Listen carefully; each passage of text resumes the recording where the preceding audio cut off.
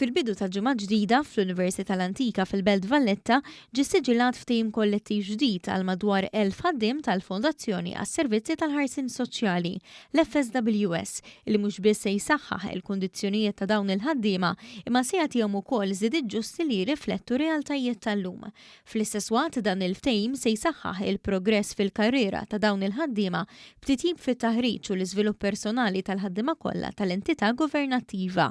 Qabel ġie firmat dan il-ftehim tkellem il-Prim Ministru Robert Abela li fil-preżenza ta' bosta ħaddiema tal-FSWS innota kif il-ftehim jirrikonoxxi l-ġid li għamlu b'dedikazzjoni f'xogħolhom u mal-klijenti tagħhom. Bħala avukat li fil-professjoni milli tajt ħafna ħdimt ħafna fil-qorti tal-familja nifhem iċ-ċirkostanzi diffiċli li ta' sikwiet jekk mhux ta' kuljum tgħaddu minnhom u hemmhekk illi tidħol l-imħabba l-erf tal-ħaddiema l-għaqal illi taf tanalizza s-sensittività tas-sitwazzjoni u titratta accordingly u dan mbagħad biex tkun tista' twennes u toffri soluzzjonijiet. Dr. Abela saħaq li dan mhux ftehim kollettiv iżolat u fakkar kif l-aħħar snin ġew issiġillati ftehimiet kollettivi u settorjali importanti oħra li jagħtu l-aqwa ħarsien u għodda lil ħaddiema. Tkellem ukoll il-Ministru għall-Politika Soċjali u d-Drittijiet tat-Tfal Michael Falzon li qal li dan il-ftehim ikompli jsaħħaħ il-progress tal-karriera f'din il-professjoni tant importanti għal pajjiżna. Qed naraw vot li laħħaq il-35 miljun effettivament u qed nitkellmu fuq 1000 ħaddiem, 1000 familja.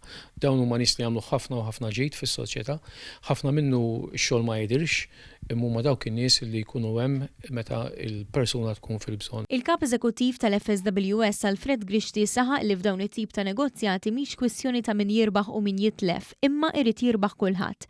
Fakkar li l-FSWS tuħsib aktar minn 23,000 persuna vulnerabbli kull sena li jiġu mejjuna kuljum u f'kull ħin. Ma ngħidx li saret ġustizzja x'ma kienx hemm minn ġustizzja, però irrikonoxxa il-ħidma li jagħmlu l-professjonisti tagħna fl-iktar mumenti diffiċli illi n-nies jinsabu fihom. Pereżempju semmejt il-ħaddiema tal-179 illi fil-ftehim miżura speċifika għalihom.